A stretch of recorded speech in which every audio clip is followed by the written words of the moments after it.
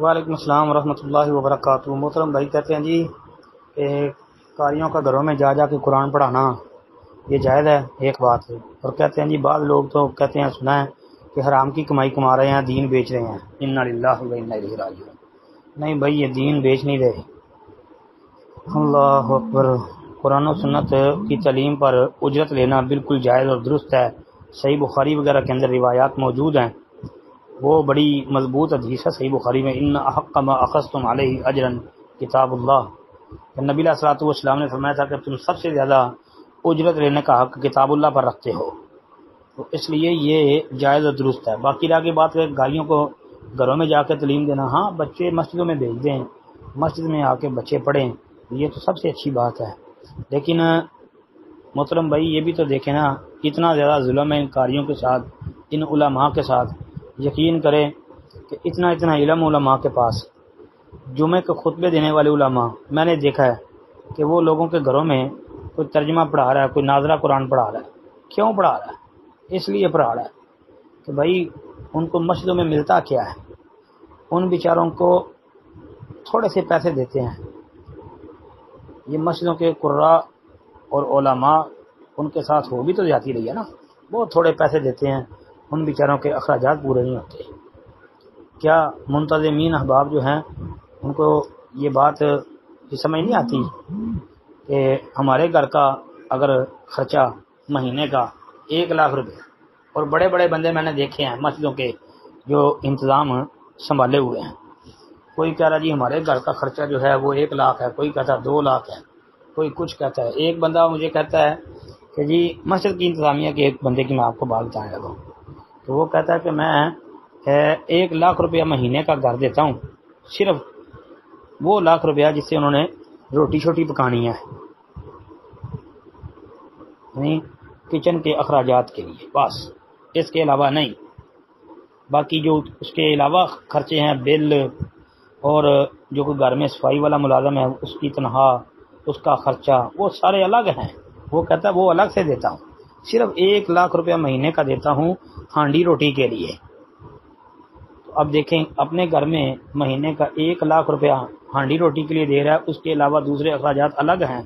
تو قاری صاحب جو ہیں وہ جو دن رات محنت کرتے ہیں، بچوں کو دین کی تعلیم دے رہے ہیں، بچوں کو جنت کا راستہ دکھا رہے ہیں، قرآن و سنت سے ان کو منور کر رہے ہیں، تو لوگوں کی رہنمائی کتاب و سنت کے کر رہے ہیں، ان لوگوں بیچاروں کے پاس مہینے کا 15,000 10,000، آج کے دور میں دیکھو 20,000 تک بھی اگر ملتا ہے تو 20,000 سے کیا ہوتا ہے؟ بہت ظلم ہے، یقین کریں بہت ظلم ہے۔ وہ مجبور ہیں بیچارے، وہ کیا کریں پھر، کہاں سے اپنے معاملات چلائیں، کہاں سے خرچہ پورا کریں۔ میں ایک مولوی صاحب ہیں، میں ان کا نام نہیں لیتا، انہوں نے ایک دفعہ کہا تھا کہ جی کہ ہماری مسجد میں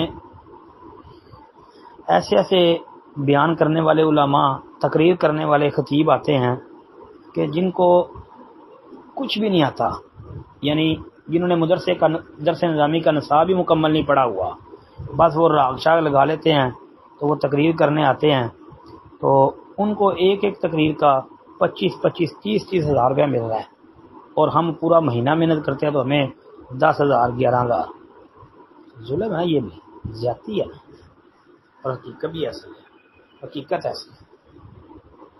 ہمارے یہاں گجرانوالہ پیپل کالونی کے اندر ایک مسجد ہے، پیپلز کالونی میں، وہاں مسجد میں قاری صاحب کو تقریباً اب 32-33 سال ہو گیا پڑھاتے ہوئے، تو جب کہ یہ بات تھی میں کرنے لگا ہوں، اس وقت قاری صاحب کو 27 سال ہو گئے تھے پڑھاتے ہوئے، یعنی مزید 4-5 سال پیچھے چلے جائیں۔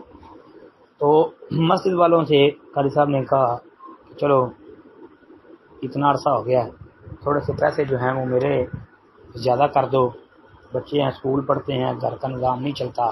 حالانکہ انہوں نے رہائش دی ہوئی تھی مسجد والوں نے، لیکن صرف رہائش ہی دی تھی، باقی کھانا پینا دیگر معاملات وہ سارے ان کے ذمے تھے۔ تو وہ قاری صاحب جو ہیں وہ ایک لڑکوں کے اسکول میں پڑھاتے تھے، اور گھروں میں جا کے پڑھاتے تھے، اور اسی طرح جمعہ اور نمازیں اور درس وہ مسجد میں سارا تو کہتے ہیں جی تنہا کی جب باری آئی تو ایک بندہ درمیان میں انتظامیہ کا کہنے لگا چلو قاری صاحب کا 1000 روپیہ بڑھا دو. دوسرا کہتا رہنے دو ابھی ہمارے معاملات خود نہیں چل رہے. قاری صاحب کو عرصہ کتنا ہوا 27 سال. تو تنہا کتنی مل رہی ہے 10,000. اور ایک بندہ کہتا ہے چلو 11,000 کر دو 1,000 بڑھا دو. لیکن وہ 1,000 بڑھانے کے لیے بھی تیار نہیں. تو قاری کی کرن پھر کیا کریں قاری کیا کرے مولوی. وہ اس طرح بیچارے محنت کر کے گھروں میں جا کے پڑھا کے 1,000 2,000 اکٹھا کر کے اپنے گھر کا نظام چلاتے ہیں.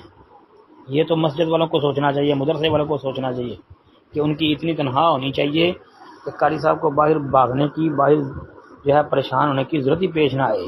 لوگوں کے دروازوں پہ کھڑے ہونے کی ضرورت ہی پیش نہ آئے. اللہ اکبر. السلام علیکم ورحمۃ اللہ.